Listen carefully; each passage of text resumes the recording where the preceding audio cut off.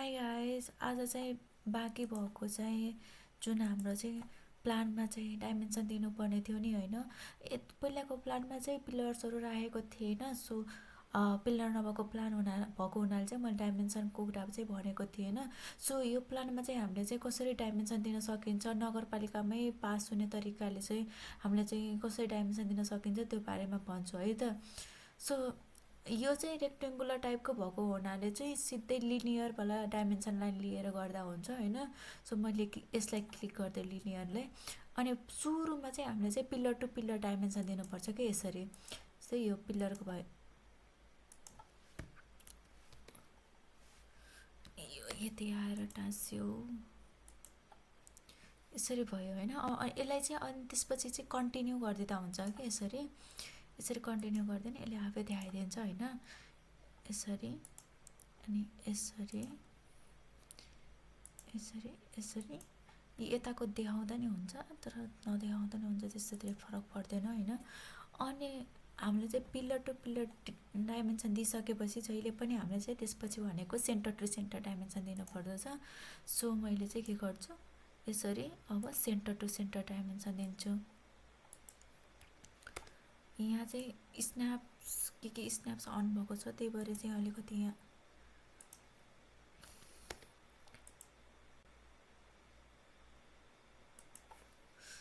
यसमा चाहिँ कन्टिन्यू गरिदिन्छ है त। सो यसरी भयो। अनि यो pillar centre to centre dimension पछि बल्ल हामीले दिने भनेको होलवाला डाइमेन्सन हो। सो मैले यो पिलर टु पिलर होलवाला डाइमेन्सन दिएँ होइन। यसरी चाहिँ गर्न सकिन्छ। सेम यसै गरी नै अरू साइडमा पनि गर्नुपर्ने हुन्छ, हामीले चारैतिरबाट दिनुपर्दछ। सो मैले गरेँ कन्टिन्यू, ओके यो भयो। अनि अर्को भनेको सेन्टर टु सेन्टर डिस्टेन्स,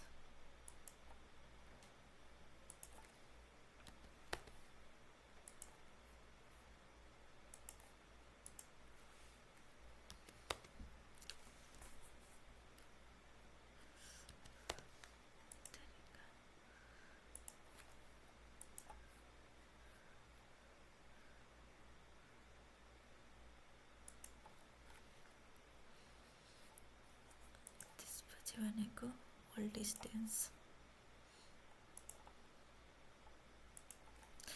यसरी चाहिँ हामीले दिन सकिन्छ। सिमिलरली यता पनि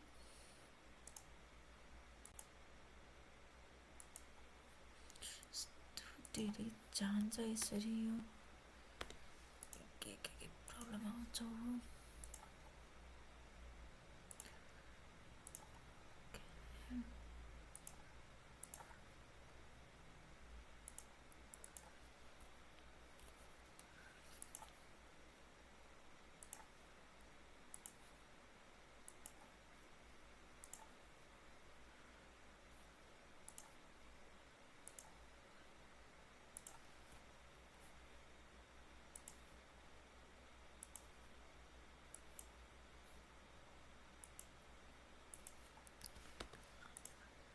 आफ्नै हिसाबले कहाँ कहाँ पुगिरहेछ हो यो।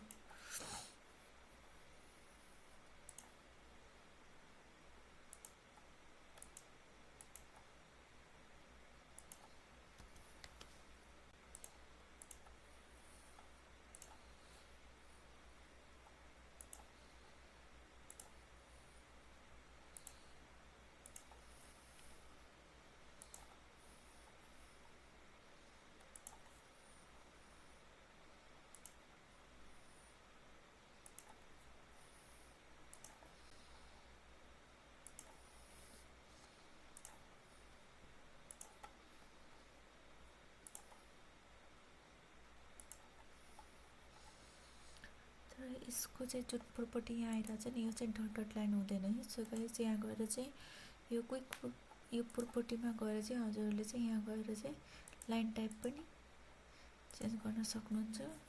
सो अर्को भनेको इम्पोर्टेन्ट टुल्स भनेको म्याच प्रोपर्टी छ। जस्तो मलाई यो जस्तै अरू लाइनहरू पनि बनाउनु छ भने चाहिँ मैले सिधै म्याच प्रोपर्टी गरिदिन्छु। त्यसको लागि चाहिँ एमए गरिदिनु, इन्टर गरिदिनु अनि यसलाई सिलेक्ट गरिदिनु अनि त्यसपछि अरू लाइनलाई जस्ट क्लिक गरिदियो भने चाहिँ सेम त्यो पहिलाको जस्तो लाइनहरू बन्छ है त।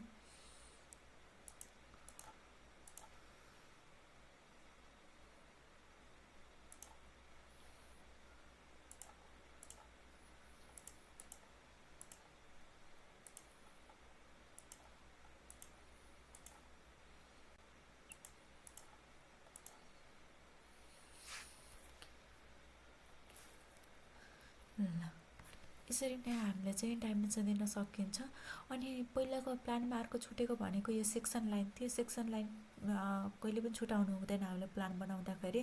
अनि हाम्रो त यसरी चाहिँ सेन्टर टु सेन्टरवाला ग्रिड लाइन्सहरू पनि सो गर्नुपर्ने हुन्छ हामीले म्यान्सिपल ड्रइङ्सहरूमा राख्नु पर्दाखेरि।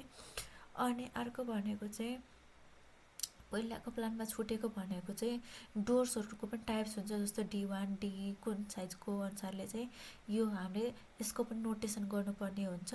अनि अर्को विन्डोहरूको जसरी यसमा W1 W2 W3 W4 भनेर यसरी छ नि, यसरी हामीले विन्डोहरूको पनि नोटेसन गर्नुपर्ने हुन्छ। अनि यसको फुल डिस्क्रिप्सन चाहिँ ओपनिङ स्केड्युलमा गएर गर्नुपर्ने हुन्छ। अनि अर्को कुरा भनेको चाहिँ ग्राउन्ड कभरेज पनि हाम्रो चाहिँ फ्लोर प्लान्समा देखाउनुपर्छ। स्पेसली ग्राउन्ड फ्लोर प्लान्समा चाहिँ यो हाम्रो प्लिन्थ एरिया भनेको चाहिँ यो जुन पिलर टु पिलर डिस्टेन्स हुन्छ त्यसको एरिया कति हो अनि यसले गरेको टोटल साइडमा गरेको कभरेज चाहिँ कति हो भनेर चाहिँ हामीले निकाल्नु पर्ने हुन्छ। सो यो पनि राख्नु होला है त। ल फ्लोर प्लानमा चाहिँ यति नै हो। नेक्स्ट भिडियोमा चाहिँ हामीले एलिभेसनहरू कसरी बनाउने अनि सेक्सनहरू कसरी बनाउने भनेर सिक्छौँ है त। अहिलेलाई बाई बाई, टेक केयर।